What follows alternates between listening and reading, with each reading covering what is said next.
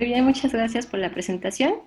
Agradezco a la Asociación Mexicana para la Salud de la Adolescencia por esta invitación a dar la plática de la evolución y desarrollo del sistema inmunológico a lo largo de la vida. Y como lo decía la doctora, es un tema súper interesante y súper importante, porque si nosotros conocemos la manera en que funciona, cómo se regula a lo largo de la vida, vamos a lograr captar todas esas ventanas de oportunidad para mejorar la homeostasis y la salud de nuestro sistema inmune. Bueno, para esto no tengo ningún conflicto de interés. Nuestros objetivos de aprendizaje para la sesión, pues es recordar los puntos claves del funcionamiento del sistema inmunológico. Vamos a conocer los cambios inmunológicos presentes al nacimiento, durante la niñez y durante el envejecimiento. Vamos a identificar todas esas ventanas de oportunidad para la prevención de enfermedades durante el desarrollo del sistema inmune y vamos a conocer cómo podemos reforzar nuestro sistema inmunológico a lo largo de la vida. Y bueno, pues todos estos mecanismos celulares y moleculares que integran el sistema inmunológico van a funcionar de una manera íntegra para poder conservar la salud. Para mantener esta armonía del sistema inmunológico tan complejo, tiene que haber un continuo equilibrio entre todos estos factores asociados que van desde factores ambientales como abarca desde cómo es el nacimiento del bebé, cómo es su exposición a diferentes microorganismos, si ha tenido exposición a antibióticos e incluso su alimentación. Entonces, cualquier alteración en alguno de estos puede llevar a la presencia de respuestas inadecuadas en el sistema inmunológico que finalmente se pueden manifestar como entidades patológicas, ya sea atopia, inflamación o enfermedades autoinmunes.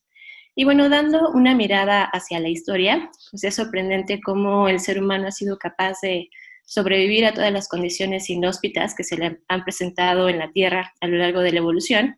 Y bueno, todo esto ha sido gracias a su capacidad de adaptación a los cambios, tanto cambios climáticos, a la adaptación a los predadores o bien a su capacidad para obtener alimento. Esta explicación ya de cómo pasó todo esto fue realizada por Darwin y Wallace a través de la teoría de la selección natural, en donde nos explican que la especie humana sufrió una serie de modificaciones biológicas que le permitieron adaptarse a los continuos cambios del medio y de esta manera pues poder garantizar su supervivencia. Y tomando en cuenta esta premisa, la supervivencia del ser humano también se debe al desarrollo de mecanismos intrínsecos, es decir, mecanismos que no podemos ver, pero que son capaces de contrarrestar al sinnúmero de patógenos presentes en el medio. Esta coevolución del ser humano con estos microorganismos patógenos es lo que ha llevado a una constante adaptación mutua entre las especies y también ha llevado a tener cambios en la inmunidad, con la aparición de mecanismos cada vez más sofisticados. En esta imagen lo que vemos es el paralelo entre lo que es la filogenia y la ontogenia de la inmunidad. Lo que, bueno, la protección del huésped a través de la evolución es lo que llamamos la filogenia, y la protección que se desarrolla en un ser humano dado a lo largo de la vida útil de un individuo es lo que llamamos ontogenia. Y lo que quiero que tomen en cuenta de esta imagen es que desde que estamos en un periodo unicelular, en las primeras etapas de la vida embrionaria, es cuando se empieza a desarrollar el sistema inmunológico. Entonces, este sistema inmunológico que se desarrolla en esta pequeña célula es lo que le va a brindar protección y una comunicación bioquímica con otras células. Ya después de varias semanas de la gestación, estas células se empiezan a especializar y se empieza a formar una barrera protectora y ahí es donde empieza la protección inmune innata basada en leucocitos. Posteriormente, solo después de que pasan estas etapas, es cuando hay una mayor complejidad de los tejidos y es ahí donde empieza a aparecer la inmunidad adaptativa, que está ya basada en células T y células B. Entonces, cada uno de estos procesos ha sido moldeado a lo largo de la evolución para poder asegurar la supervivencia de la especie. Y bueno, esta evolución para alcanzar este punto de equilibrio que ha permitido preservar y adaptar las diferentes especies a lo largo del tiempo, ha inducido la especialización de mecanismos de defensa hasta obtener dos tipos de inmunidad, la inmunidad innata y la inmunidad adaptativa. Y para esto vamos a tener un pequeño recordatorio de nuestras clases de inmunología básica para poder entender el resto de la plática. Entonces, tenemos primero esta primera línea de defensa, que a mí siempre me gusta hacer la analogía entre un ejército. Primero tenemos esta primera línea de soldados que se van a enfrentar con todo a lo que tengan enfrente. Esa es nuestra inmunidad innata. Esta inmunidad innata tiene la función de ser muy efectiva. Es muy rápida, va a prevenir la proliferación y la diseminación microbiana, y también va a ser limitada, pero tiene una baja discriminación. Esto quiere decir que nos va a permitir una protección contra múltiples patógenos diversos al mismo tiempo. Entonces, este va a estar formada desde barreras mucosas y epiteliales, algunas células como los monocitos, macrófagos, neutrófilos, y también factores solubles como citocinas, péptidos antimicrobianos y complemento. Y bueno, ahora imagínense estas primeras células durante la evolución, que están solas, sin nadie más que las defienda, que se tienen que enfrentar a microorganismos que las quieren destruir. Entonces tuvieron que desarrollar métodos muy sofisticados para poder defenderse. Entonces desarrollaron un sistema de compartimentación. Estos sistemas de compartimentación quiere decir que pusieron barreras para los patógenos capaces de atravesar esas membranas celulares. Estas barreras son una maquinaria sensorial que va a conocer pues, patrones específicos. Estos receptores son conocidos como receptores de reconocimiento de patrones, que son capaces de diferenciar al enemigo por medio de moléculas conservadas estructuralmente asociadas a microbios. Eso se conocen como PAMs. Entonces, este es un tipo de receptor. Uno de los más conocidos es el receptor tipo TOL, que es muy fácil identificarlo justo por su forma en T. Entonces, una vez que este receptor logra captar ese microbio, va a activar a las células y va a llevar a cabo una cascada de señalización que finalmente va a causar la muerte del microbio. Y bueno, esto es solamente para que lo sepan, no es necesario saber qué números están afuera y cuáles adentro, pero sí es importante que sepan que tenemos receptores tanto en la parte externa de la célula para poder reconocer lo que está inmediatamente, y tenemos otros receptores en los endosomas, en donde el virus puede ser destructiva si es que logra saber. Entonces, ¿cómo es que sucede esto? Por ejemplo, tenemos un virus que puede tener una sola cadena o bien de doble cadena. Y una vez que esté detectado por la célula, fagocita en un endosoma. Entonces aquí es reconocido por estos receptores, los TLR. Una vez que es reconocido, este va a mandar señales al núcleo para que estimule la acción y la secreción de interferones. Los interferones, como su nombre lo dice, son capaces de interferir con el ciclo vital del virus. Entonces, estos interferones pueden ser receptores en todas las no enfermas como células que tienen un interferón va a volar toda de señales intracelulares que va a finalizar en la transcripción y en la traducción de proteínas que son capaces de inhibir la proliferación viral. Y bueno, también tenemos otro tipo de células, las células linfoides innatas, en donde se encuentran las células NK. De hecho, cuando nos hablan de inmunidad innata, es la primera celulita que nos viene a la cabeza, pero hay más que van a formar diferentes citocinas, que son como mensajeros, y esto lo que va a hacer es activar a los macrófagos, radicales libres, estimular la formación de radicales libres, aumentar la producción de moco, y también va a estimular a la fagocitosis.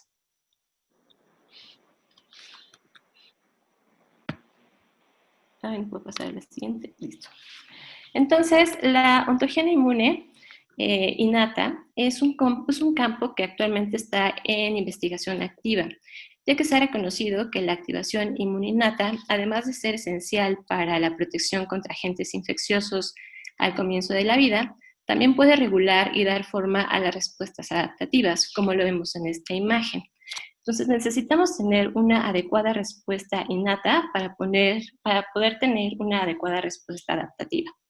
Por ejemplo, aquí tenemos a una célula dendrítica que reconoce a este patógeno, lo fagocita y lo hace cachitos. Entonces va a mostrar uno de estos cachitos a las diferentes células que tenemos del sistema inmune para poder montar una adecuada respuesta, es decir, para llamar a más soldados que nos puedan ayudar a destruir a este microorganismo.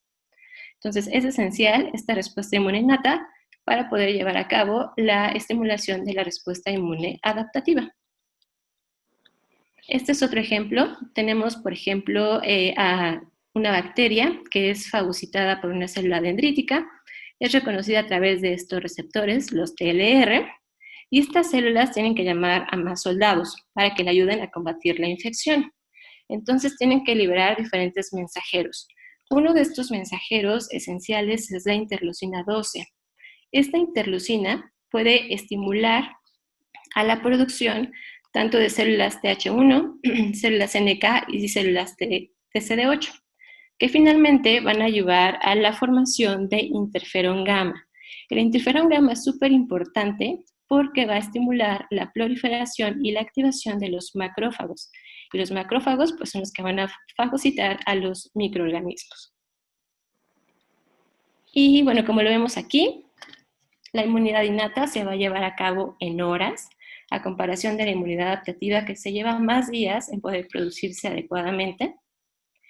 Y aquí les pongo esta diapositiva porque quiero que se queden con esto. Hay muchísimas citocinas, pero para fines de la plática quiero que se queden en mente con que hay dos tipos de citocinas. Citocinas que van a inducir la inflamación y aquellas que la combaten. De las citocinas proinflamatorias tenemos el TNF-alfa, la interleucina 1, interleucina 6 e interleucina 18. Y las citocinas antiinflamatorias, que vamos a verlas como las buenas del cuento, aquí hagamos la asociación como lo que nos gustaba sacarnos en la escuela, que era 10, para acordarnos de que una de estas citocinas buenas es la interleucina 10 y el TGF-beta. Entonces, también vamos a ver aquí que todas estas citocinas van a funcionar como mensajeros. Y les pongo esta diapositiva porque también a lo largo de la plática vamos a estar hablando de la respuesta TH2. Aquí, ¿qué pasa? Tenemos células dendríticas que pueden fagocitar a un microorganismo, lo hacen cachitos, lo presentan, van a llevar a más soldados del ejército y aquí estimulan a una célula TCD4 que es virgen. Esta célula TCD4 puede virar hacia linfocitos TH2. Estos linfocitos TH2 tienen la función de liberar diferentes mensajeros, por ejemplo, la interleucina 4, que finalmente va a llevar a la estimulación de linfocitos B y va a producir anticuerpos. Por otra parte, puede producir interleucina 5, que va a estimular eosinófilos, que son los que van a combatir a los helmintos, y también pueden liberar interleucina 10, esta citocina antiinflamatoria, que lo que va a hacer es inhibir a los macrófagos. Con esto es con lo que quiero que se queden ahorita, que estos linfocitos TH2 son los que van a liberar citocinas antiinflamatorias. Y bueno, nada más un recordatorio. Esta segunda línea de defensa, que es la adaptativa, es mucho más específica, es tardía, pero tiene una alta discriminación. Está representada por linfocitos B, que van a liberar anticuerpos, y por linfocitos T. Entonces, lo que tenemos que hacer es ver al sistema inmunológico como una orquesta, en donde cada parte es importante. Si uno se sale de contexto, esto ya no funciona. Entonces vamos a ver ahorita, ya de lleno, cómo es que se desarrolla el sistema inmunológico a lo largo de la vida. Para esto vamos a empezar como lo que pasa en la vida temprana. Y bueno, en el útero, el entorno fetal va a exigir que el sistema inmunológico permanezca tolerante a los aloantígenos maternos.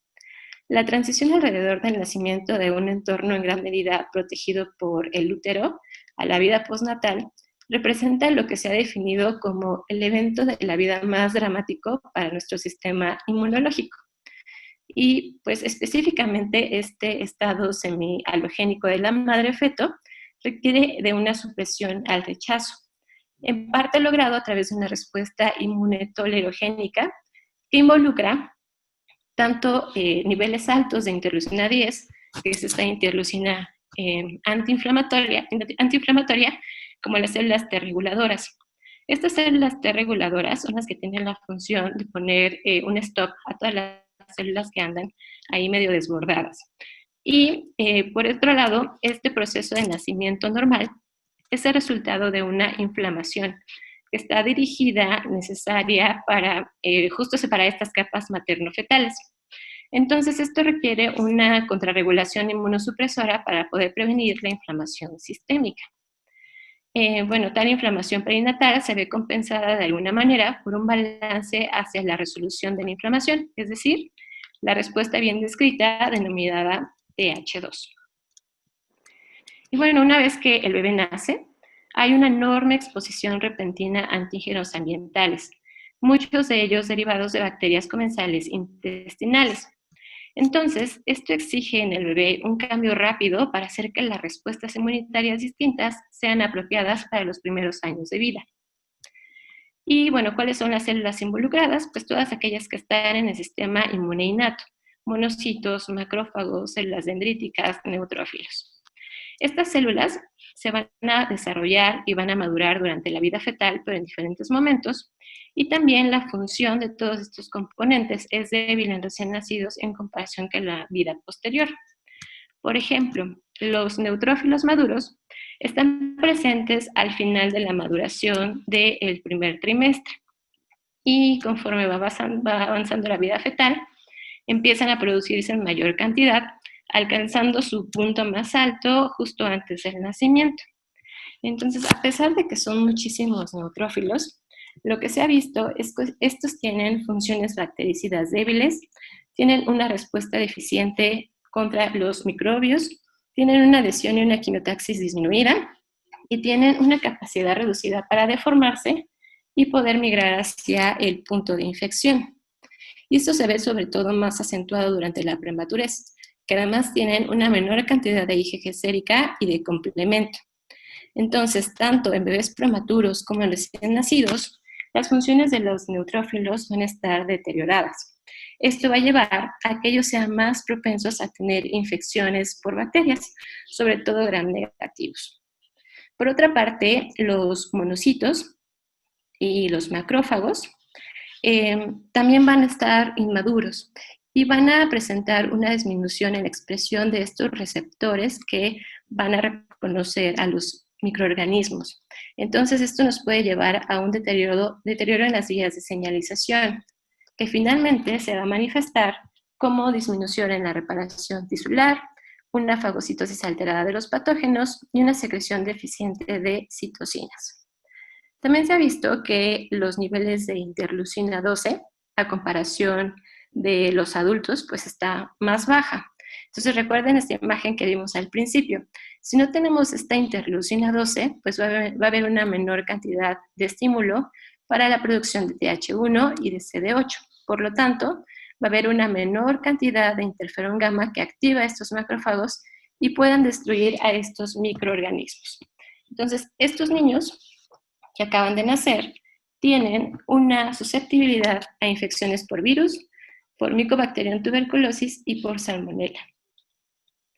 Bueno, por otra parte, también tenemos estas células dendríticas, plasmocitoides, que liberan altas concentraciones de interferón 1 a través de la estimulación de estos TLRs. Esto ocurre de manera normal en un adulto y por eso las infecciones virales no son tan frecuentes. Pero en un neonato, estos niveles de interferón alfa y beta van a estar disminuidos. Entonces, las respuestas inmunitarias innatas a estos virus son deficientes con pues, la comparación de un adulto. Y es por eso que ellos tienen mayor susceptibilidad a tener infecciones por herpes simple, por citomegalovirus y por virus sincitial respiratorio. Bueno, durante el nacimiento, durante el embarazo, la mamá es capaz de pasar IgG al bebé, pero no pasa ningún otro componente del sistema inmunitario. No pasa complemento, por ejemplo. Este se empieza a formar a partir de la semana 20 de gestación y alcanza su punto máximo justo antes del nacimiento.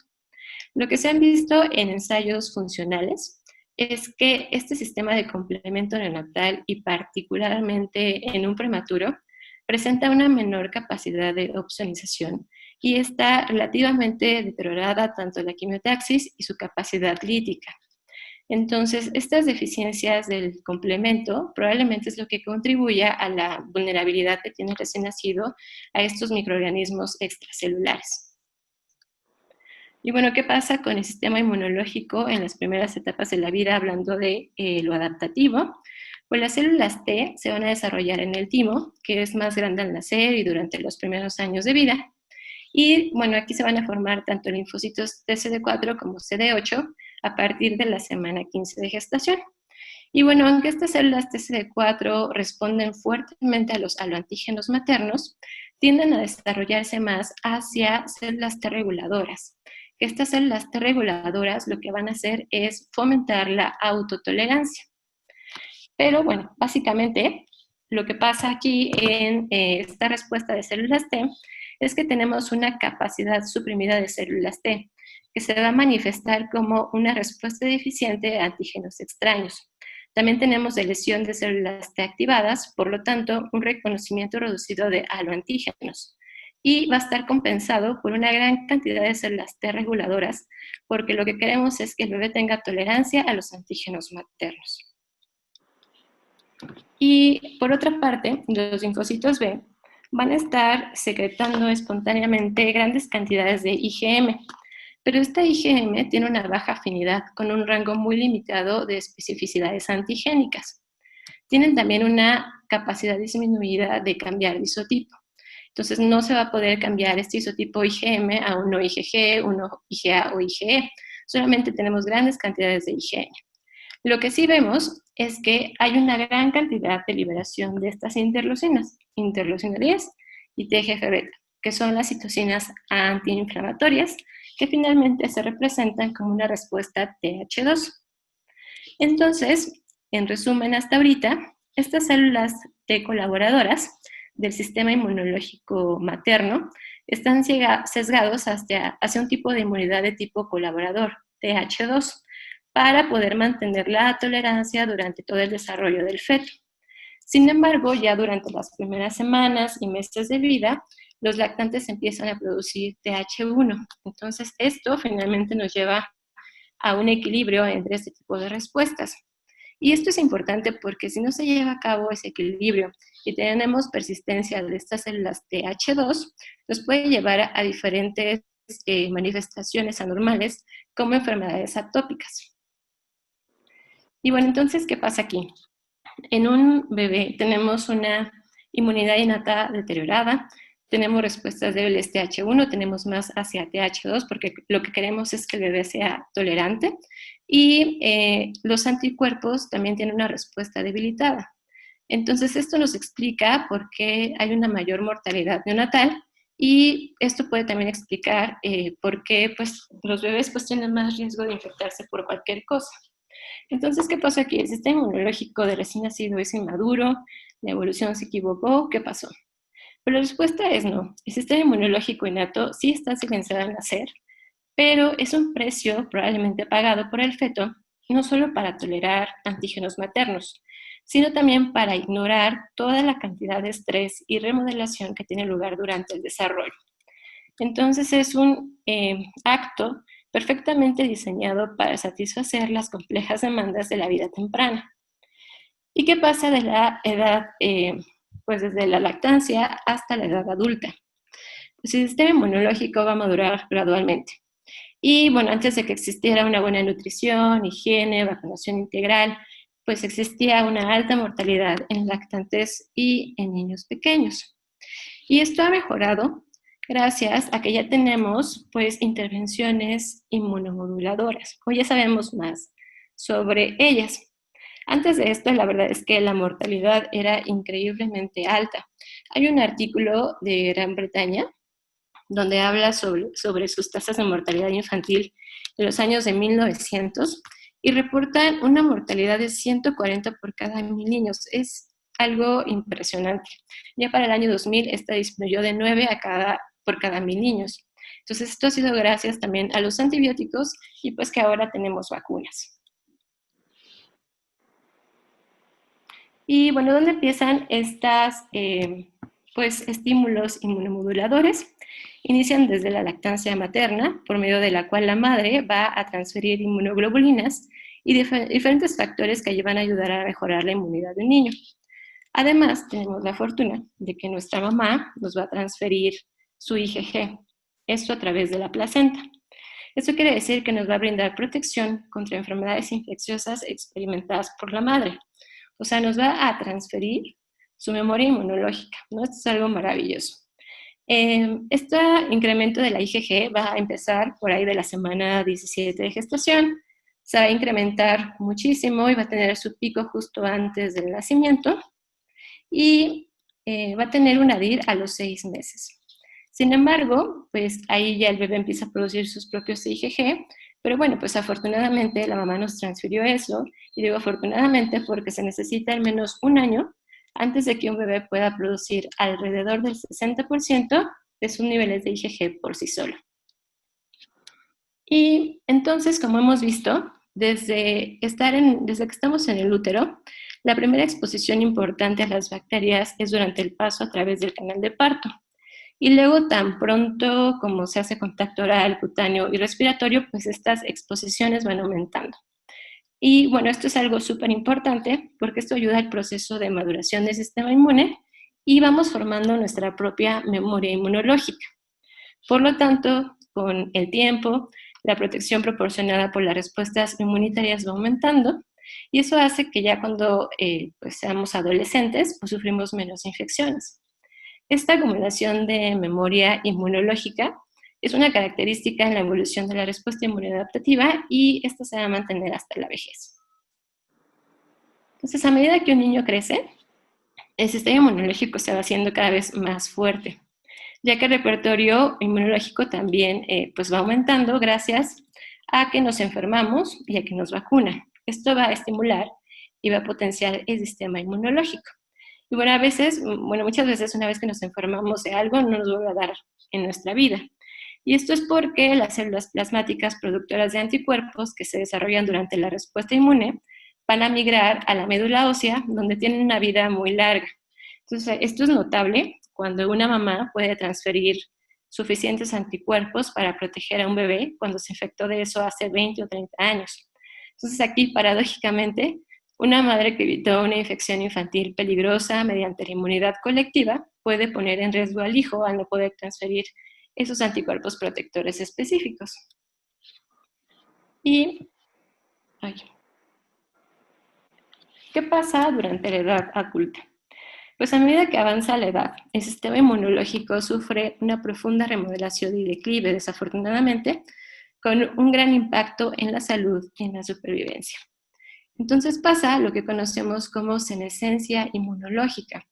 Esto va a predisponer a que los adultos mayores tengan un mayor riesgo de infecciones virales y bacterianas agudas, así como la reactivación de virus latentes, como el virus de varicela zoster, que pues va a causar el herpes zóster y una neuralgia crónica. Este sistema inmunológico envejecido no logra mantener una tolerancia total a los autoantígenos. Entonces, esto se va a manifestar como una mayor incidencia de enfermedades autoinmunes. También el aumento con la edad de las citocinas proinflamatorias y una disminución en las especies inmunomoduladoras también se va a manifestar como trastornos inflamatorios. Uno de ellos, por ejemplo, el cáncer. Entonces, todos los pacientes que pues ya son de la tercera edad tienen disminución de la función de los linfocitos. Hay una función reguladora de las células T disminuida. Vamos a tener una disminución en la capacidad de establecer una memoria inmunológica. También va a haber una disminución en el aclaramiento de células apoptóticas por los macrófagos. La capacidad fagocítica y la producción de superóxido también va a estar disminuida. Y sobre todo va a haber un aumento de citocinas proinflamatorias. Y bueno, la base molecular y celular de la senescencia inmunológica, la verdad es que aún no se comprende muy bien, pero ya se tiene bien caracterizado 3 tipos de fenotipos que tienen estas células senescentes. Por una parte, tenemos el desgaste de los telómeros, que nos va a llevar a una división celular detenida, también conocida como senescencia replicativa. Tenemos una disfunción mitocondrial, que va a llevar a la acumulación de daño oxidativo, que a su vez va a causar la rotura del ADN y puede ser la causa de desgaste de los telómeros. Y también podemos tener este fenotipo secretor asociado a la senescencia, que pues se va a manifestar como la gran cantidad de liberación de citocinas. Y entonces, ¿qué pasa? Los seres humanos pues hemos desarrollado un mecanismo de inmunidad innata y memoria inmunológica para poder sobrevivir a infecciones recurrentes. Sin embargo, a lo largo de la vida de un individuo, estos mecanismos tienen que cambiar. Primero para adaptarnos desde que somos fetos al estado de bebé y luego para madurar y para expandirse durante el crecimiento. Y esto cambia sutilmente durante el embarazo y finalmente disminuye con la senescencia. Pero todo tiene un porqué. El sistema inmunológico ha sido moldeado principalmente por la evolución para poder responder de manera eficiente a infecciones agudas y poder adaptarse durante el embarazo y poder transmitir esa protección a los bebés y finalmente pues estar protegido contra muchas infecciones. Pero como ven en esta gráfica de abajo, el sistema inmunológico del organismo envejecido se parece mucho al de recién nacido, porque ambos pues, van a tener una actividad antimicrobiana reducida por los neutrófilos y los macrófagos. La respuesta adaptativa de los linfocitos pues también está comprometida. Entonces, tanto el sistema inmunológico muy joven como el viejo van a estar igualmente comprometidos para hacer frente a una infección viral típica como la influenza, mientras que el organismo adulto, mientras no sea una mujer embarazada, parece estar perfectamente equipado para enfrentar este desafío. Entonces, viéndolo desde el punto de vista evolutivo, el sistema inmunológico dentro de un individuo posiblemente refleja el papel central del adulto joven en la supervivencia de la especie por su potencial procreador. Entonces, ¿qué hemos aprendido hasta ahorita? En los primeros meses de vida, los recién nacidos dependen más de su inmunidad innata y las inmunoglobulinas derivadas de la madre.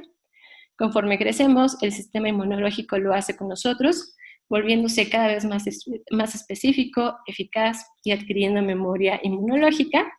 Y con la senescencia inmunológica existe una disminución sobre todo de la inmunidad adaptativa, que bueno, nos va a predisponer a infecciones. Entonces, ¿cómo podemos reforzar nuestro sistema inmunológico? ¿En realidad eso se puede hacer? La respuesta es sí, y desde antes del nacimiento. Esto a través de intervenciones o estímulos inmunomoduladores. Es por eso que tenemos que promover la vacunación materna. Y esto porque pues ya vimos que todas las IgG que tenga la mamá se la puede transferir al bebé, le va a transferir su memoria inmunológica. De ahí la importancia de que las mamás estén vacunadas. Por otra parte, también podemos hacerlo a través de la lactancia materna, que es el estándar de oro para la alimentación de los bebés, ya que nos va a transmitir tanto nutrientes esenciales y factores bioactivos. Lo que se ha visto es que estos factores protectores de la leche materna humana parecen persistir al menos durante la primera década de la vida. Entonces, es una protección por mucho tiempo. Pero bueno, no solamente la leche materna tiene estos componentes inmunes, también tiene una amplia gama de diferentes bacterias no patógenas, como lactobacillus, estafilococo, estreptococo, bifidobacterias, que van a constituir el microbioma intestinal inicial. Por otra parte, también tenemos oligosacáridos, que pues en los últimos años ha habido un boom en investigación sobre esto, porque son parte del sistema inmune innato. Estos, pues, conocemos ya actualmente más de 150 formas. Son el tercer componente más abundante después de la lactosa y los lípidos y tiene muchísimas acciones. Vamos a hablar de alguna de ellas. Por ejemplo, estos oligosacáridos que se encuentran en el intestino, que son conocidos como el componente principal de un sistema inmunológico innato mediante el cual la leche materna va a proteger al lactante de patógenos entéricos. ¿Cómo lo hace? Pues funciona como un señuelo. Es decir, es capaz de imitar las estructuras de los receptores virales y de otros microorganismos y de esta manera van a bloquear la adherencia de las células diana, previniendo así la infección. Por otra parte, no permiten el crecimiento de bacterias potencialmente dañinas, sino que favorecen el crecimiento de otras especies de bacterias que son benéficas, como los Bifidobacterium. También lo que se ha visto es que estos oligosacáridos tienen la capacidad de modular nuestro sistema inmunológico. Esto encontrando un equilibrio entre el desarrollo de respuestas TH1 y TH2. Y también van a modular las respuestas inmunitarias específicas de alergenos postnatales mediante la supresión de respuestas TH2 en individuos propensos a la atopia. Entonces, tienen muchísimas funciones en el sistema inmunológico. Por una parte, como ya lo dijimos, van a funcionar como prebióticos y van a estimular la colonización de microorganismos que son benéficos. También van a ejercer mecanismos de defensa directos contra patógenos y van a proteger al bebé de algunas infecciones. También son capaces de actuar como antiinflamatorios, ya que inhiben el rodamiento de los leucocitos. Y también pueden funcionar como inmunomoduladores al regular esta respuesta TH1, TH2. Y bueno, haciendo alusión a esta Semana Mundial de Concienciación sobre el uso de antimicrobianos que acaba de pasar, que fue del 18 al 24 de noviembre, recordemos que pocas horas después del nacimiento, el recién nacido es colonizado por bacterias. Esta colonización bacteriana es de hecho esencial para el desarrollo inmunológico óptimo del huésped. Y esto se manifiesta en experimentos que han hecho con ratones. Cuando son libres de gérmenes, estos tienen un mayor riesgo de enfermedades infecciosas y autoinmunes. Entonces, este proceso fisiológico se va a alterar inmediatamente después de la administración de antibióticos en las primeras etapas de la vida. Los bebés que son expuestos a antibióticos van a provocar en ellos una disbiosis de la microbiota, que a su vez va a alterar estas respuestas inmunes innatas y adaptativas en respuesta a bacterias y virus. Entonces va a disminuir una capacidad de respuesta de las células dendríticas, de las células LK, y también puede disminuir la producción de anticuerpos y de interferón gamma. Si hay una disminución de interferón gamma, no se producen macrófagos y por lo tanto no hay quien fagocite a los microorganismos. Y bueno, ¿qué ventanas tenemos de oportunidad? Como se discutió anteriormente, el sistema inmunológico de la vida temprana no se encuentra en un estado fijo de inmadurez, sino que se adapta rápidamente a las señales ambientales. Por lo tanto, pues es posible y de hecho es muy probable que la protección frente a la infección pueda mejorarse proporcionando estímulos inmunomoduladores ampliamente activos durante la vida temprana. Entonces tenemos muchas ventanas de oportunidad clave para poder mejorar este sistema inmunológico. El primero, como ya lo vimos, pues es la inmunización materna, en donde le va a transferir todas esas IgG a las que estuve expuesta. Por otra parte, está la lactancia materna, por medio de la cual le puede transmitir pues diferentes cosas como IgG, IgA, algunas citocinas. Y también nosotros vamos a contribuir a reforzar este sistema inmunológico, promoviendo la inmunización en la vida temprana. Y por otra parte, también se ha visto que los probióticos van a reducir la infección, mejorando la resistencia a la colonización por otras bacterias que no son benéficas. Entonces, aquí surge un concepto que lleva poquito tiempo de desarrollo, que es la inmunidad nutricional. Esta se refiere a la modulación del sistema inmunológico mediante la modificación de los nutrientes en la dieta. Entonces, esta va a brindar una protección al huésped mediante la regulación de vías metabólicas. Ya sabemos que la calidad de la nutrición en las primeras etapas de la vida, pues iba a ayudar al desarrollo del sistema inmunológico. Entonces, esta funciona como una forma de prevención primaria. ¿Y por qué evoluciona esta? Pues sobre todo porque pues, en los últimos meses ha tomado mucha importancia la investigación de cosas que nos puedan ayudar pues, a combatir las infecciones, sobre todo por coronavirus. Y aquí es donde han surgido muchísimas cosas que son falsas, que, entre comillas, ayudan a reforzar el sistema inmunológico. Pero la realidad es que no sirven de nada o no tienen ningún sustento científico. Lo que sí sabemos es que pues ya desde hace muchos años hay algunos nutrientes que tienen la capacidad de mejorar esta función de linfocitos, neutrófilos y macrófagos. Y ahorita vamos a hablar de ellos. Pero antes pues hay una premisa muy importante. La inmunidad nutricional neonatal e incluso prenatal, es decir, materna, es un medio altamente eficaz de protección del huésped que está estrictamente regulado, pero que podría manipularse fácilmente. Entonces, esto proporciona una vía distinta para mejorar la protección contra la infección en la vida temprana. Entonces, vamos a hablar de algunas de las cosas que sí conocemos que pueden modular nuestro sistema inmunológico. Por ejemplo, la vitamina A. La vitamina A se encuentra normalmente en fuentes de alimentos de origen animal, como la carne, pescado, huevo, algunas frutas y verduras. Una vez que nosotros la consumimos, pues el hígado aquí forma un papel clave, ya que ahí es donde se esterifica el retinol a través de ésteres de retinilo y se va a almacenar en células estrelladas. Y una vez que se forma todo esto, lo que se ha visto es que tiene capacidades inmunomoduladoras. Puede estimular la diferenciación y la proliferación de las células T, lo que finalmente lleva a la estimulación de una inmunidad adaptativa con una mayor producción de anticuerpos. También se ha visto que disminuye las especies reactivas de oxígeno y aumenta la producción de surfactante. Por otra parte, tenemos a la vitamina D, que pues en su forma natural se encuentra en colecalciferol. Esta se adquiere a través de fuentes dietéticas como el pescado y la yema de huevo, pero también se produce mediante la síntesis de novo en el estrato basal y espinoso del epidermis. Esto utilizando el dehidrocolesterol en presencia de luz ultravioleta. Entonces, este colecalciferol se va a formar en sus formas biológicamente activas la 25-hidroxivitamina D y 1,25-hidroxivitamina D en el riñón. Entonces, ya es bien sabido que pues, este tiene funciones bien reconocidas en la homeostasis del calcio y el hueso. Sin embargo, también se ha visto que tiene funciones inmunomoduladoras en pacientes que están críticamente enfermos. Entonces, lo que se ha visto es que tiene una función sobre todo en el sistema inmunológico.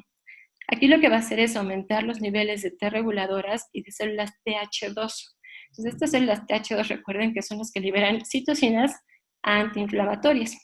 Y bueno, también se ha visto que disminuye la tormenta de citocinas al inhibir la producción de interleucina 2, interleucina 18, interferón gamma y TNF-alfa. Y bueno, en resumen, pues las vitaminas tienen diferentes funciones en el sistema inmunológico. Por ejemplo, se ha visto que la vitamina C incrementa el interferón y mejora las barreras naturales. En ausencia de complejo B, puede haber una ausencia de respuesta de linfocitos y de producción de anticuerpos. Y también la vitamina E funciona como un regulador al llevar un balance entre células TH1 y TH2. Y bueno, pues muchos alimentos que tradicionalmente se han considerado saludables, como la fibra dietética, el pescado y elementos de la dieta mediterránea, ahora pueden conectarse ya con vías moleculares que promueven la salud intestinal y la tolerancia inmunológica. Estos metabolitos actualmente pues desempeñan funciones protectoras, como los ácidos grasos de cadena corta, los ácidos grasos omega 3 y los derivados del catabolismo del triptófano. Pues, sin embargo, pues esto es un campo emergente.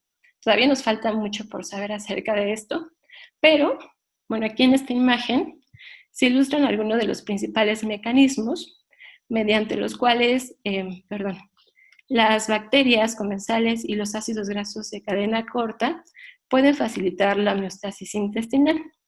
Este primer mecanismo relevante es algo llamado exclusión competitiva, mediante cual las dietas ricas en fibra van a expandir a las bacterias comensales y por tanto van a limitar el acceso de bacterias patógenas al epitelio intestinal. Y uno, además de estos comensales, la barrera mucosa es un elemento importantísimo para esta separación física de las bacterias de la superficie epitelial y es un factor crítico tanto para la homeostasis intestinal como para la tolerancia inmune. Entonces, uno de los efectos conocidos de estos ácidos grasos de cadena corta es que pueden promover la secreción de moco por las células epiteliales intestinales. Y también se ha visto que son capaces de estimular la producción de IgA a través de las células B y también de pues, mejorar el daño a través de la reparación tisular. Y bueno, la evidencia indirecta sugiere que esos ácidos grasos de cadena corta también podrían pues, estimular la producción de células T reguladoras en el intestino, lo que finalmente nos lleva a la tolerancia inmunológica de los antígenos alimentarios, y también son capaces de disminuir la producción de citocinas antiinflamatorias. Entonces, pues como vemos hasta ahorita, si realmente queremos mejorar nuestro sistema inmunológico, es un proceso que pues lleva tiempo y que no solamente depende de una cosa, necesitamos tener pues toda una modificación integral de nuestros hábitos. Entonces, ¿cuáles son los mensajes para llevar a casa? Pues los mecanismos celulares y moleculares que integran este sistema inmunológico van a funcionar de una manera íntegra para poder conservar la salud. Cada uno de estos ha sido moldeado a lo largo de la evolución para poder asegurar la supervivencia de nuestra especie. Entonces, pues sí, efectivamente el sistema inmunológico cuando nacemos está silenciado, pero esto es parte de la evolución para poder tolerar antígenos maternos y para poder ignorar la cantidad considerable de estrés y remodelación a la que estamos sometidos. Sin embargo, desde el minuto 1 del nacimiento va a comenzar su desarrollo para la supervivencia. Y es aquí en donde tenemos que tomar en cuenta las ventanas de oportunidad, en donde podemos reforzar nuestro sistema inmunológico desde antes de que nazcamos para poder cambiar la salud de toda la vida. Y bueno, existen otras intervenciones que nos ayudan a mejorar esta inmunidad y todas tienen que ver con el estilo de vida, el ejercicio, adecuada alimentación y suplementación de vitaminas. Listo, muchas gracias por su atención.